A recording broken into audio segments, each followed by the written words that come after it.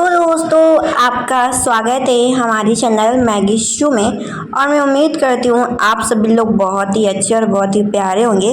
तो मैं फिर से आपके लिए प्यारी सी लव स्टोरी लेके आई हूँ। इस कहानी में हमारी हीरोइन का नाम शॉन्ग सू होता है एंड इस कहानी में हमारे हीरो का नाम होता है ली युआन। तो मैं इस कहानी को स्टार्ट करने जा रही हूँ और आई होप अगर आपको ये स्टोरी पसंद आए तो ज़रूर कमेंट करिएगा। तो सबसे पहले इस कहानी में हमारी हीरोइन से मिल लेते हैं और वह सॉन्ग परिवार की बेटी होती है और उसका नाम शॉन्ग शू होता है। इस कहानी में हमारे हीरो से मिल लेते हैं जिसका नाम ली युआन होता है। जो ली युआन होता है वो 6 साल की उम्र में खो गया होता है, तो सॉन्ग परिवार ने उसे गोद लिया होता है और प्रेजेंट टाइम पे हमारी हीरोइन ने इसी लड़के ली युआन को अपने घर में रखती थी और उसे पीट रही होती है कि मैं ब्लाइंड डेट पे गई थी, तुमने मेरे ब्लाइंड डेट वाले बंदे को क्यों डांटा, क्यों मारा पीटा, क्यों तुमने मेरी ब्लाइंड डेट खराब करी। पता चलता है जो हमारी हीरोइन शॉन्ग शू होती है वो एक नॉवेल में फंस गई होती है।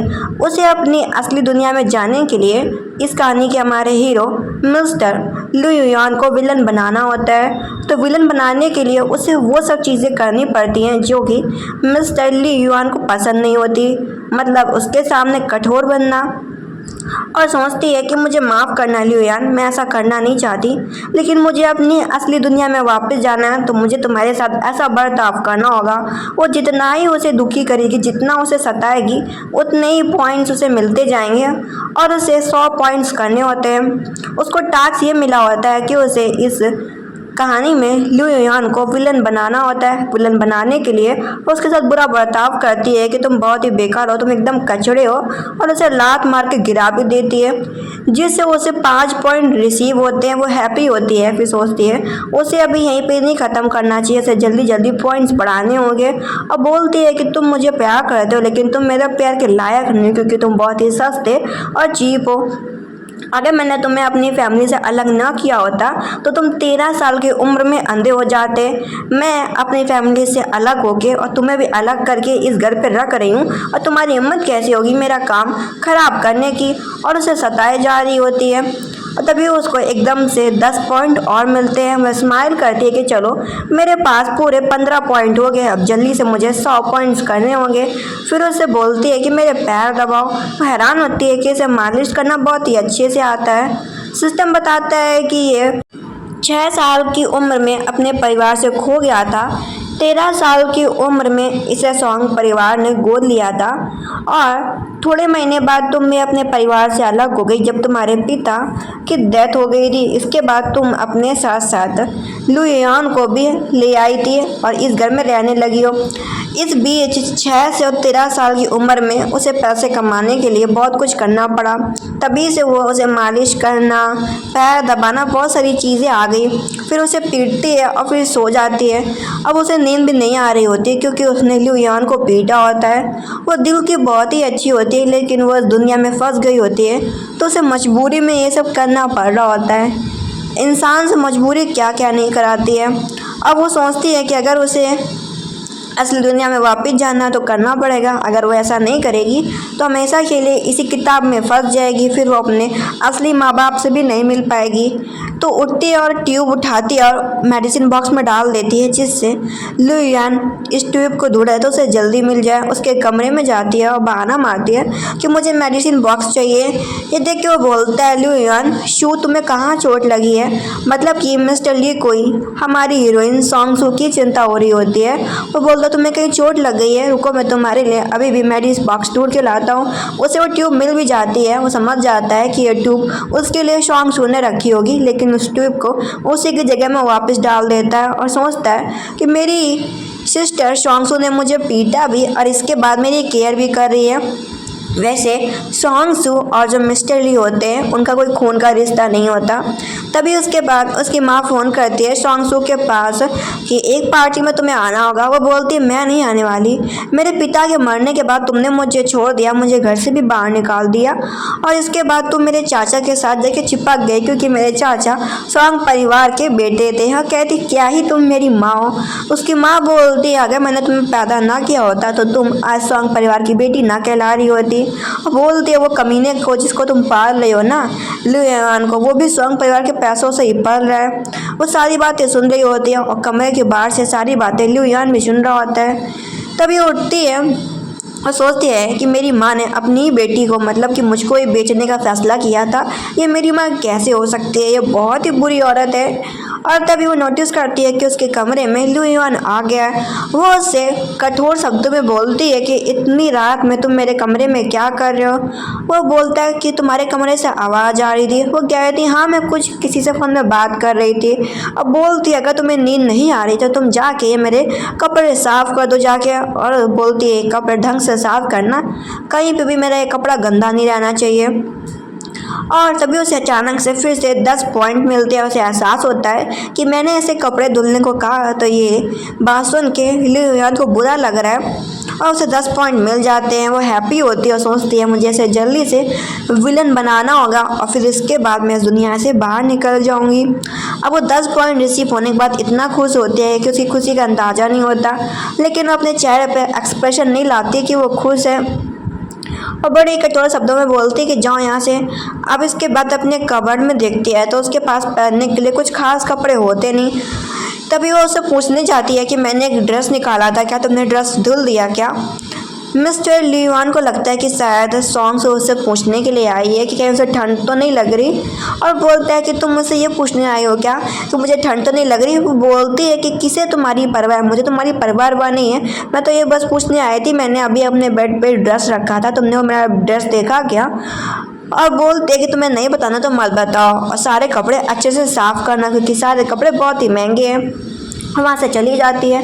गुस्से में मिस्टर लियान उसकी ड्रेस को कैंची से काट देता है और सोचता है सिस्टर तुम मेरी हो सकती हो, उसके अलावा तुम किसी और की भी नहीं हो सकती हो। अब वो बैठी होती है, फिर से उसकी माँ उसे फ़ोन करती है। वो बोलते हैं आप मुझे सताना बंद करेंगे फ़ोन करके। उसकी माँ बोलती है अगर तुम इस पार्टी में नहीं आना तो तुम समझ लेना। अब वो सोचती है कि उसे उस पार्टी में जाना ही पड़ेगा और दूर से सारी बातें धीरे धीरे करके चुपके से मिस्टर लियान सुन रहा होता है। वह अपनी माँ से बोलते ठीक है मैं उस पार्टी में आ जाऊँगी, लेकिन आप मुझे बाबा फ़ोन करके परेशान करना बंद करेंगी। लियान बोलता है कि तुम ब्लाइंड डेट के लिए बंदी ढूंढने नहीं जा सकती हो उस पार्टी में। वो उसे बोलती मेरी ज़िंदगी तुमसे क्या मतलब है, मैंने तुम्हें अपने घर में पाल क्या लिया, तुम तो बिल्कुल सर पे चढ़ने लगे हो। और बड़े कठोर शब्दों में ऐसा बोलकर निकल जाती है और काफ़ी डर रही होती है कि जिस दिन ये विलन बन गया ना सबसे पहले मुझको ही टपका देगा क्योंकि मैंने इसे इतना सताया जो है। और उसे दोबारा मुड़ के बोलती है कि तुम अपने काम से काम रखो, मेरे काम में टांग मत अड़ाओ, समझ गए ना तुम। वो बोलता हाँ मैं समझ गया। अब मन के अंदर सोचता है कि अभी तक इसे पता नहीं चला कि मैं ली परिवार का बेटा हूँ, एकमात्र वारिस हूँ ली परिवार का। मेरे सामने स्वांग परिवार, सेन परिवार, झाओ परिवार और डू परिवार सब फेल है। इसके बाद वो अपने ली परिवार में वापस जाता है। उसके दादाजी बोलते हैं कि बच्चे तुम कब से इस फैमिली से दूर हो, तुम ये सब किसके लिए कर रहे हो, तुम अपनी आइडेंटिटी अपनी पहचान सबके सामने क्यों नहीं लाते हो। वह अपने दादाजी को मना करता है कि वो अपनी पहचान किसी के सामने नहीं लाना चाहता क्योंकि वो जिस लड़के को पसंद करता है उसके साथ वो रहना चाहता है। दादाजी बोलते हैं कि ये मत भूलो कि तुम ली परिवार के एकमात्र वारिस हो। ली परिवार बहुत ही बड़ा परिवार है, यहाँ पे जितने भी सब परिवार है वो सब छोटे पड़ जाते हैं, आगे चल के तुमको ये सब संभालना है। तभी वो पार्टी में देखता है कि उसी पार्टी में हमारी हीरोइन स्वांगशु भी आ गई है और देख के उसे खुश हो रहा होता है कि ये तो बहुत ही ब्यूटीफुल लग रही है। इधर स्वांगशु खड़ी होती तभी उसकी माँ उससे पीछे से आ जाती है कि तुम बेकार लड़की इतनी देर से आई हो, देखो पार्टी कब से चालू हो गई थी, लड़का लड़की सब आपस में बातें करने लगे, तुमने कितनी देरी कर दी। और बोलते कि ये देखो सामने मिस्टर सेन खड़े हैं, तुम इनसे कांटेक्ट क्यों नहीं करती हो, इसका भी जो परिवार है बहुत ही ज़्यादा रईस है। वो अपनी माँ से बोलती है आपको पता नहीं कि मिस्टर सेन की एक मंगेतर भी है, अगर ये सब मैं करूँगी तो मैं मिस्ट्रेस कहलाऊँगी। उसकी माँ बोलती तो क्या हुआ, अरे तुम अभी मिस्ट्रेस कहलाओगी, शादी कर लोगी तो रियल वाइफ बन जाओगी। उसे धक्का देती कि जाओ लोगों से बातचीत करो। तब भी वो मिस्टर डू नाम के बंदे से टकरा जाती है और कहता हो तुम कुत्तिया तुम बिच, तुम्हारे उस बदबूदार बॉय ने मुझे उस दिन पीटा था। हमारी हीरोइन बोलती क्योंकि तुम छेड़खानी कर रहे थे, अगर तुम आज भी परेशानी खड़ी करोगे तो मेरा वही लड़का तुम्हें आके पीटेगा। वो लड़का कोई और नहीं लिu यान की वो बात कर रही होती है। तभी मिस्टर सेन आ जाता है कि आप पब्लिक में ऐसे लड़कियों से बात नहीं कर सकते, थोड़ा तहजीब रखिए कि आपके डू परिवार ने आपको यही सिखाया, यही एजुकेशन है आपका। हमारी हीरोइन बोलती है कि अगर मुझे तुमने दोबारा सताया ना तो मैं तुम्हें और पीटूंगी। तभी उसे एहसास होता है कि एकदम से उसे 5 पॉइंट और मिले। वो परेशान होती है कि यहाँ पे तो लिu यान है ही नहीं, तो कैसे उसे पॉइंट्स मिल रहे हैं, क्या सिस्टम में खराबी तो नहीं है। और इधर पीछे से मिस्टर लिu यान अपने लोगों को बोलता है कि डू परिवार को निकाल दो यहाँ से। उसके हेल्पर बोलते हैं लेकिन वीआईपी गेस्ट है, वो बोलता है लिu परिवार के सामने डू परिवार कुछ भी नहीं है। और सच में मिस्टर डू को उस पार्टी से निकाल दिया जाता है और बोलता है सिस्टर मेरे अलावा तुम्हें कोई भी बुली नहीं कर सकता सोंगशू। इधर मिस्टर सेन बोलता है कि ठीक है मैं अच्छा अपने गेस्ट से मिलता हूँ जाके। वो कहती ठीक है जाओ। उसकी माँ बोलती तुम तो बहुत ही चालाक हो यार, आते ही मिस्टर सेन को बहका लिया, बहुत ही अच्छा काम कर रही है, ऐसे कंटिन्यू करती रहो, तुम्हारी वजह से हमें सेन परिवार से बहुत ही फ़ायदा होगा।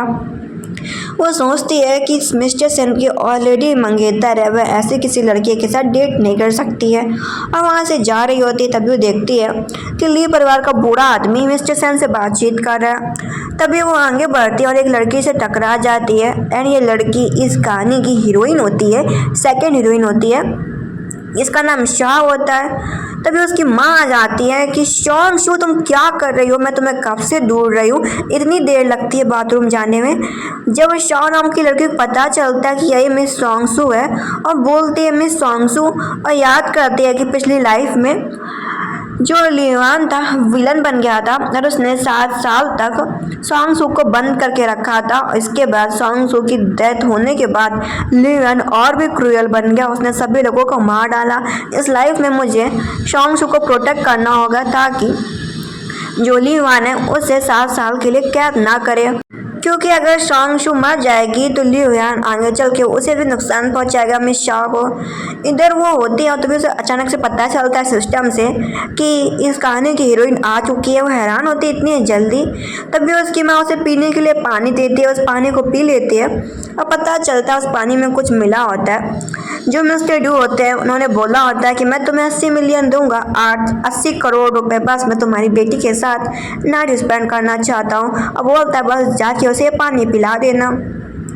इधर जो ग्रैंड फादर होते हैं वो मिलवा रहे होते हैं कि इससे मिलो, ये मेरा ग्रैंड चाइल्ड ली और आगे चल के ली परिवार का वारिस है, जो भी कुछ कहेगा सब यही कहेगा और इसी के कहने पर सब कुछ होगा। तभी उसकी नज़र पड़ जाती है कि सोंगशू को कोई लेके जा रहा है। इधर सोंगशू के ऊपर वो दवा काम करने लगती है।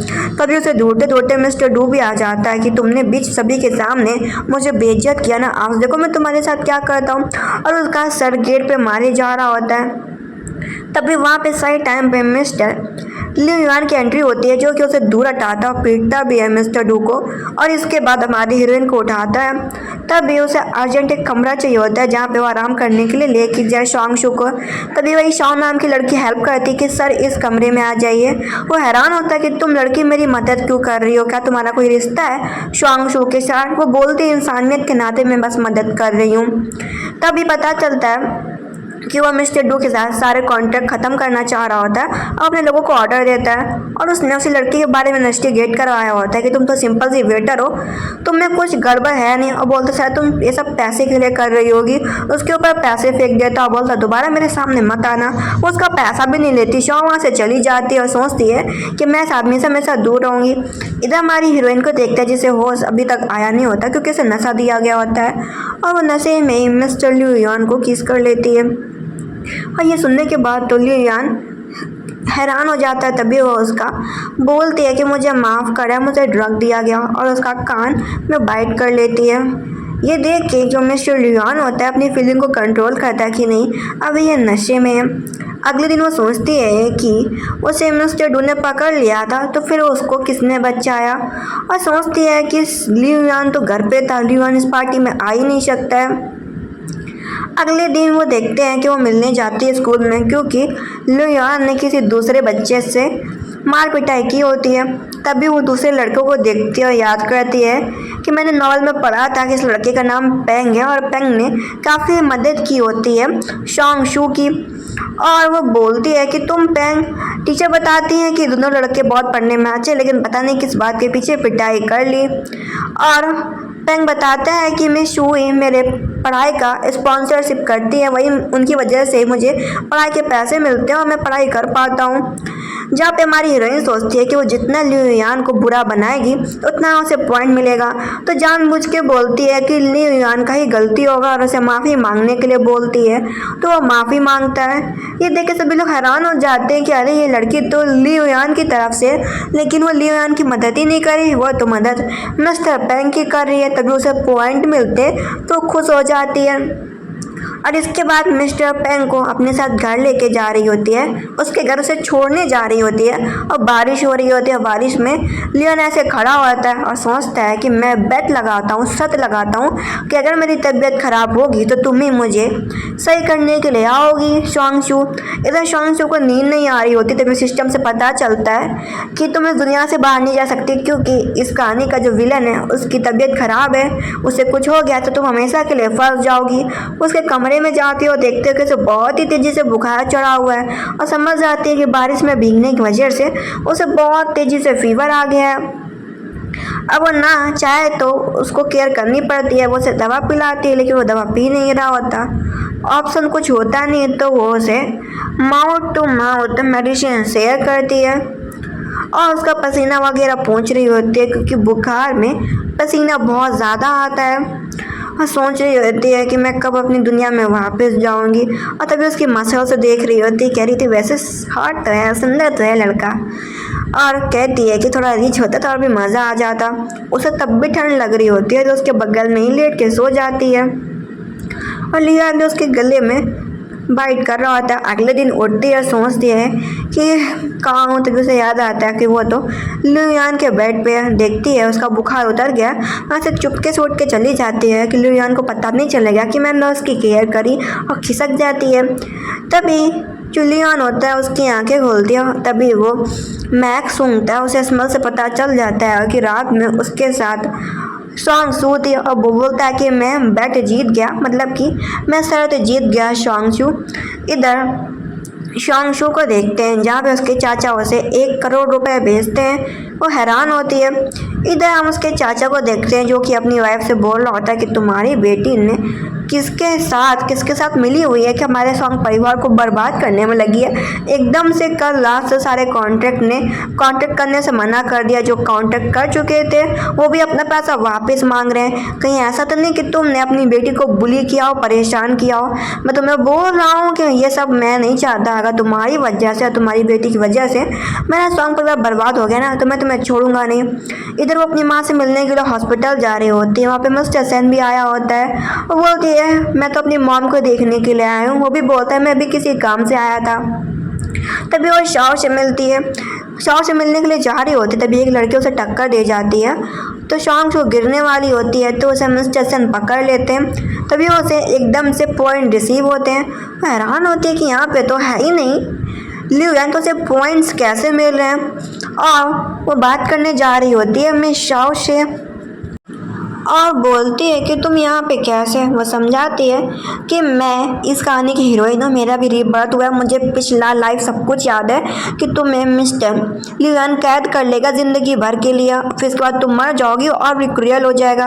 तभी सामने से लियोन भी आ जाता है। तभी उसे लियोन की आइडेंटिटी पता चलती है कि वो यहाँ का सबसे अमीर आदमी का बेटा है, मतलब कि ग्रैंड चाइल्ड है। मिस्टर सेन बोलता है कि उसे कुछ काम है तो वहाँ से वो खसक लेता है। इधर यही सब बातें बता रही होती है शाओ कि मैं तुम्हें इसलिए बचाना चाहती हूँ कि तुम लियोन से दूर रहो। अगर वो तुम्हें कैद कर लेगा, उसके बाद जब तुम्हारा डेथ हो जाएगा तो उसके बाद वह और भी क्रूअल हो जाएगा, उसकी वजह से बहुत सारे लोग मारे जाएंगे। तो मैं तुमको बचाना चाहती हूँ क्योंकि स्टार्टिंग ही तुम ही से हुई है।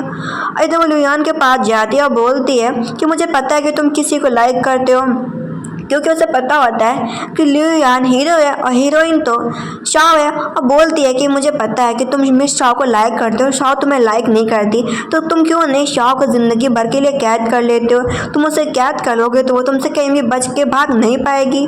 मिस्टर लियान सोचता है कि मैं उस वेटर शॉ को नहीं बल्कि तुम्हें पसंद करता हूँ शॉन्गशू बोलती है कि देखो मुझे पता है कि तुम किसे पसंद करते हो, वेटर शॉ को। मैं तुम्हारी मदद करूँगी। अगर तुम उसे बंद कर लेते हो, कैद कर लेते हो, तो हमेशा के लिए तुम्हारी हो जाएगी। ये सुनने के बाद लियान सोचता है कि मैंने ये बात कभी सोची ही क्यों नहीं, और सोचता आगे चल के फिर मैं शॉन्गशू तुम्हें बंद कर लूँगा।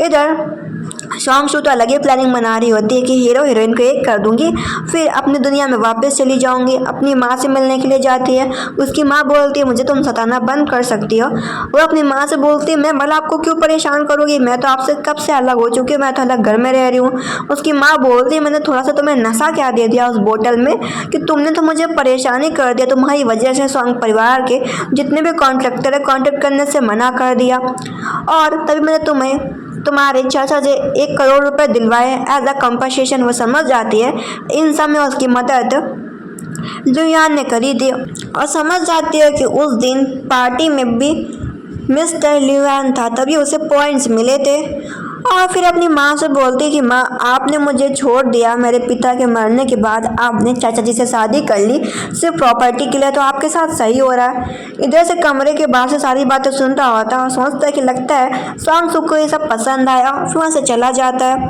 इधर सॉन्गसू सोच रही होती है कि वो जितना मिस्टर सेन की क्लोज होगी उतना जेलस होगा लियान, और उसे उतनी जल्दी पॉइंट्स मिलेंगे और उतनी जल्दी वो अपनी दुनिया में वापस चली जाएगी। मिस्टर सेन बोलता चलो खाना खाते हैं, चल के वो जा रही होती तभी वो गिरने लगती है। तभी उन दोनों को डिस्टर्ब करने के लिए लियान की एंट्री हो जाती है, और वो बोलता है सिस्टर मैं तुम्हारे घर में रहता हूँ, मुझे भी भूख लगी है। और बोलता है कि तुमने मुझे अडॉप्ट किया था तो मैं तुम्हारे साथ खाना खाने के लिए चलूँगा। और उसे खाने वाली टेबल पे खाना सर्व किया जा रहा होता है, उसकी पूरी कटोरी खाने से भर देता है, और ये सब देख देख के जल रहा होता है। मिस्टर सेन को काफ़ी गुस्सा आ रहा होता है।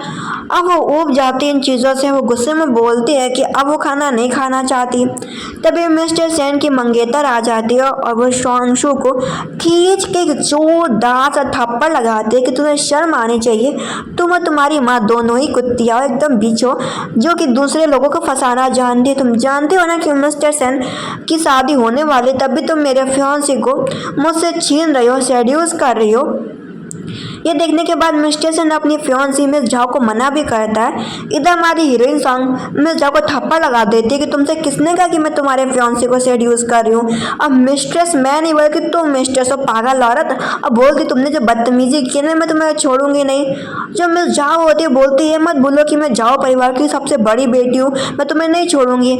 मिस्टर ली बोलता है तुम्हें बहुत ही पछतावा होगा बाद में मिस झाओ। अब वो मान नहीं रही होती कि मैं तुम लोगों को यहाँ से बर्बाद कर दूंगी। तभी उसे पता चलता है कि ली परिवार ने झाओ परिवार के साथ सारे जितने भी पैसे फंड्स के दिए होते हैं वो सब वापस मांग रहे हैं। तभी उसे पता चलता है कि उसके सामने जो बंदा खड़ा है वो ली परिवार का वारिस है, अकेला हायर है, ली परिवार का मुखिया है। और वो बोलता है कि मैं तुम्हें बताना भूल गया था, और कहता है अब तुम जान गई ना कि मैं कौन हूँ। फिर उससे वहाँ से निकलवा देता है और कहता है कि अब तो फ्यूचर में कोई तुम्हारे साथ काम करेगा भी नहीं झाओ परिवार के साथ। और इसके बाद हमारी हीरोइन वहाँ से चली जाती है। मिस्टर सेन बोलता है कि तुम दूर हो सॉन्गसू से, तो लियोन बोलता है कि उसने मुझे अडॉप्ट किया और तुम कौन हो, तुम तो कुछ हो भी नहीं, तुम्हें अपनी मंगेतर पे ध्यान देना चाहिए। इधर वो बैठी होती है तभी उसकी नजर शाओ के ऊपर पड़ती है। वो शाओ से बोलती है कि तुम और लियोन का परफेक्ट मैच है।